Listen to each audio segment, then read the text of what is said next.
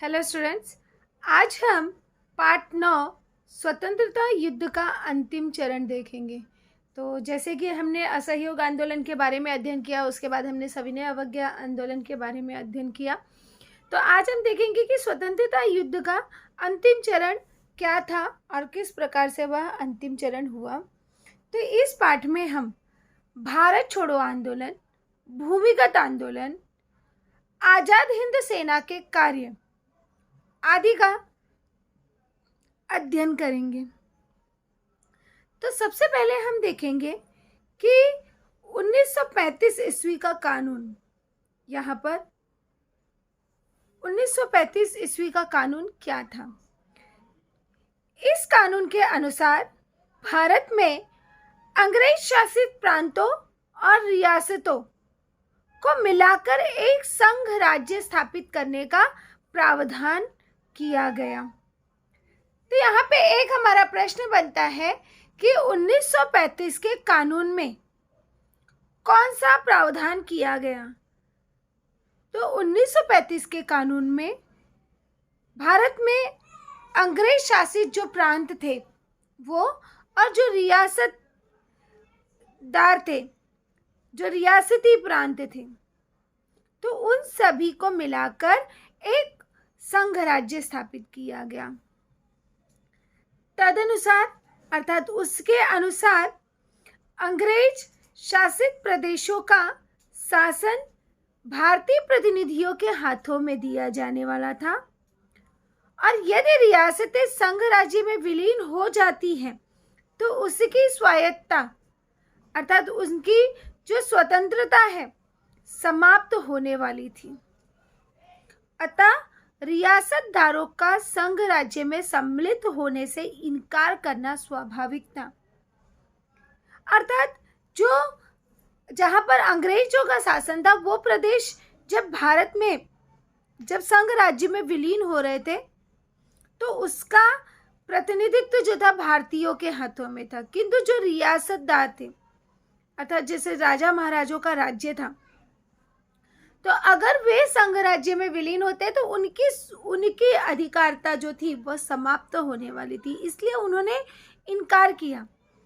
परिणाम स्वरूप इस कानून में उल्लिखित संघ राज्य को योजना प्रत्यक्ष में नहीं आ सकी। अब यहाँ पे हमें कारण लिखो के लिए एक प्रश्न बनता है कि 1935 के कानून में उल्लिखित संघ राज्य की योजना प्रत्यक्ष में नहीं आ सकी। कारण लिखो। तो यहाँ पर हमारा कारण लिखो का फर्स्ट पॉइंट हो जाएगा कि अंग्रेज शासित प्रदेशों का शासन भारतीय प्रतिनिधियों के हाथों में दिया जाने वाला था। दूसरा पॉइंट, यदि रियासतें संघ राज्य में विलीन हो जाती हैं तो उनकी स्वायत्तता समाप्त होने वाली थी। और तीसरा पॉइंट, अतः रियासतदारों का संघ राज्य में सम्मिलित होने से इनकार करना यह स्वाभाविक था, और परिणाम स्वरूप इस कानून में उल्लिखित संघ राज्य की योजना प्रत्यक्ष में नहीं आ सकी। अर्थात यह जो 1935 का कानून था उसे रद्द किया गया।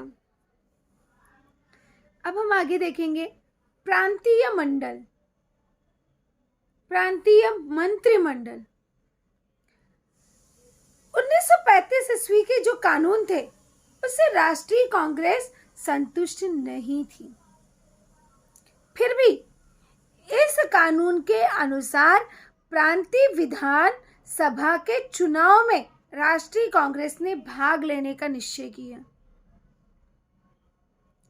1937 ईस्वी में देश के लगभग 11 प्रांतों में चुनाव हुए और उनमें 8 प्रांतों में राष्ट्रीय कांग्रेस को बहुमत प्राप्त हुआ और उनके मंत्रिमंडल सत्ता में आए। अर्थात 11 में से 8 सीटों पर जो है यहाँ पर राष्ट्रीय कांग्रेस जो है जीत गई, जिसके कारण राष्ट्रीय कांग्रेस का शासन मंत्रिमंडल में आया। अन्य 3 प्रांतों में किसी भी दल को बहुमत प्राप्त नहीं था। और जब बहुमत प्राप्त नहीं होता है तो आपको पता है कि मिली जुली सरकार बनानी पड़ती है, अतः वहां मिली जुली सरकार बनाई गई। राष्ट्रीय कांग्रेस के मंत्रिमंडलों ने राजनीतिक बंदियों की कारावास से रिहाई कराई। अब जब यहाँ पर बहुमत से राष्ट्रीय कांग्रेस जो है वो बहुमत से जीत गई तो उन्होंने अपना कार्य करना शुरू किया। उनका सर्वप्रथम कार्य रहा कि उन्होंने राजनीतिक जो बंदी थे उन्हें कारावास से मुक्त कराया। उद्योन्मुखी शिक्षा का प्रारंभ किया, अर्थात जिससे शिक्षा का उदय हो सके। नई योजनाओं के साथ उन्होंने शिक्षा का प्रारंभ किया। दलित समाज में सुधार हेतु योजनाएं बनाई। शराबबंदी, किसानों के लिए ऋण निवारण कानून जैसे लोक कल्याणकारी किए। अब यहाँ पे एक वाक्य के उत्तर के लिए पूछा जा सकता है कि राष्ट्रीय कांग्रेस ने कौन से लोक कल्याण कार्य किए। तो राष्ट्रीय कांग्रेस ने मंत्रिमंडल में राजनीतिक बंदियों की कारावास से रिहाई कराई, उद्योन्मुखी शिक्षा का प्रारंभ किया, दलित समाज के सुधार हेतु उपाय योजनाएं बनाई, शराबबंदी, किसानों के लिए ऋण निवारण हेतु निवारण कानून जैसी अनेक लोक कल्याणी कार्य किए। तो इस तरह से हमने देखा कि प्रांतीय मंत्रिमंडल जिसमें राष्ट्रीय कांग्रेस जो है वह बहुमत से विजयी होकर उसने अपनी सरकार बनाकर भारत को एक नया मोड़ दिया। भारत के लोगों के लिए अनेक जन कल्याण कार्य किए।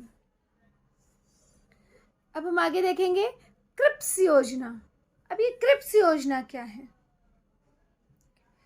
द्वितीय विश्व युद्ध में इंग्लैंड ने जापान के विरोध में अमेरिका का पक्ष लिया था।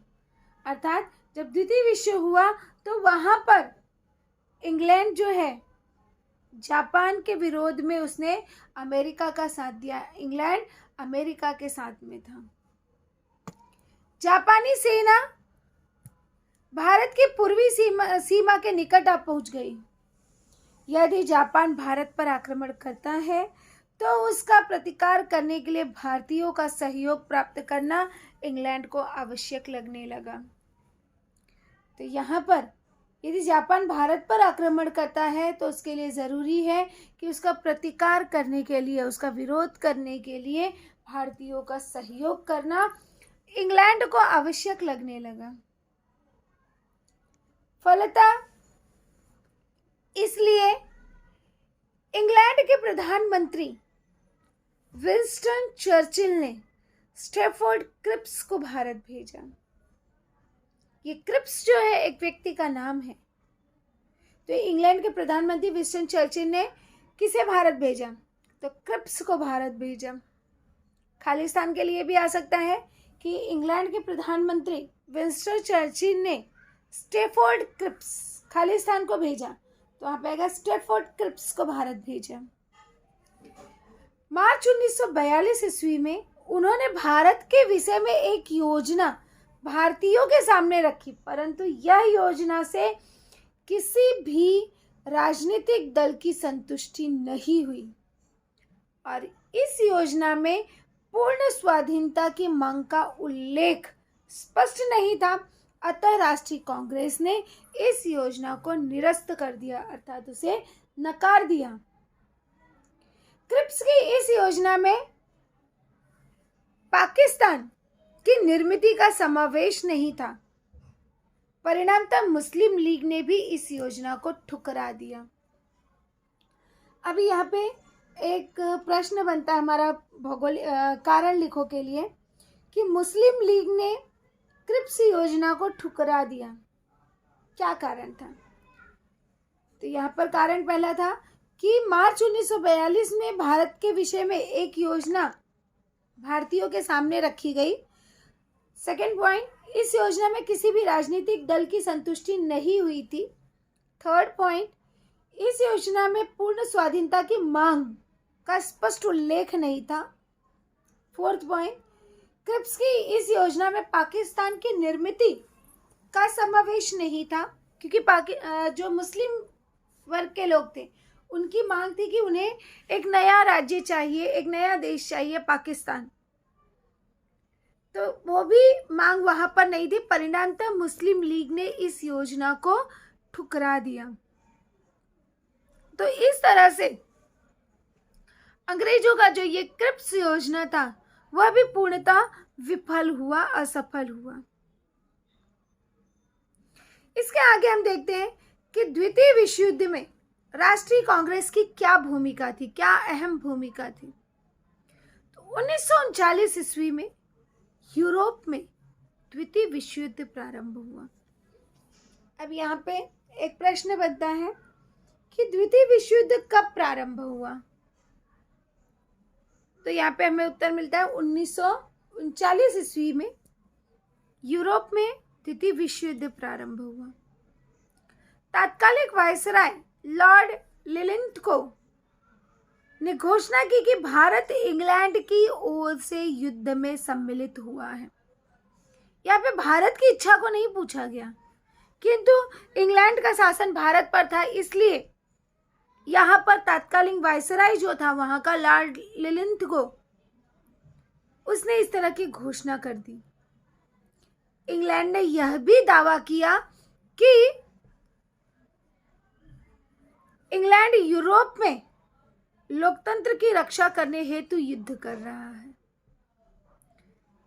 तब राष्ट्रीय कांग्रेस ने यह मांग की कि यदि इंग्लैंड का यह दावा सत्य है कि अगर वो लोकतंत्र की रक्षा के लिए युद्ध कर रहा है तो इंग्लैंड भारत को तुरंत स्वतंत्रता प्रदान करे। इंग्लैंड ने इस मांग को पूर्ण करने के से इनकार कर दिया। परिणाम स्वरूप नवंबर 1939 ईस्वी में राष्ट्रीय कांग्रेस के प्रांतीय मंत्रिमंडल, जो मंत्रिमंडल के सदस्य थे, उन्होंने त्याग पत्र दे दिया।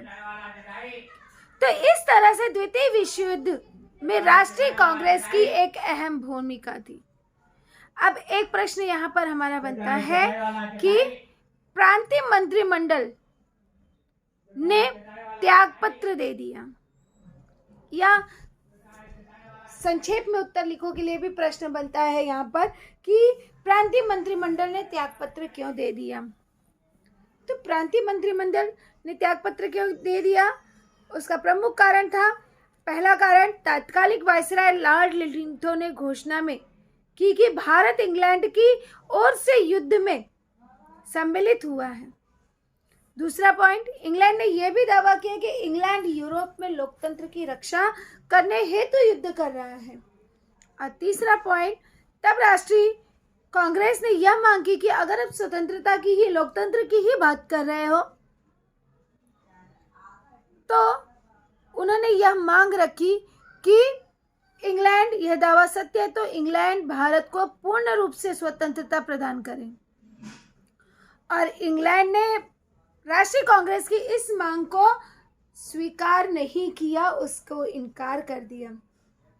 परिणाम स्वरूप नवंबर 1939 ईस्वी में राष्ट्रीय कांग्रेस ने के जो भी प्रांतीय मंत्रिमंडल के सदस्य थे, उन्होंने अपना त्याग पत्र दे दिया। अब यहीं से एक नया मोड़ आया, भारत छोड़ो आंदोलन, कि भारतीयों ने भारत छोड़ो आंदोलन की मांग की। क्रिप्स योजना के पश्चात राष्ट्रीय कांग्रेस ने स्वतंत्रता प्राप्ति हेतु प्रखर आंदोलन चलाने का संकल्प किया। 14 जुलाई 1942 ईस्वी को वर्धा में राष्ट्रीय कांग्रेस की कार्यकारिणी ने भारत में ब्रिटिश सत्ता को शीघ्र समाप्त कर स्वाधीनता देने की मांग करने वाला प्रस्ताव पारित किया। तो यहाँ पर एक प्रश्न बनता है कि 14 जुलाई 1942 ईस्वी को राष्ट्रीय कांग्रेस ने कौन सा प्रस्ताव पारित किया। उत्तर है 14 जुलाई 1942 ईस्वी को वर्धा में राष्ट्रीय कांग्रेस की कार्यप्रणाली ने भारत में विशिष्ट रूप से ब्रिटिश सत्ता को शीघ्र अर्थात जल्द से जल्द समाप्त कर भारत को एक स्वाधीन स्वतंत्र देश, उन्हें स्वतंत्रता देने की मांग रखने का प्रस्ताव पारित किया। साथ ही उन्होंने यह चेतावनी भी दी गई कि यदि यह मांग नहीं मानी गई तो राष्ट्रीय कांग्रेस भारत की स्वतंत्रता प्राप्ति के लिए अहिंसक आंदोलन प्रारंभ करेगी। अर्थात अहिंसक रूप से वह ब्रिटिश सरकार के खिलाफ आंदोलन की शुरुआत करेगी।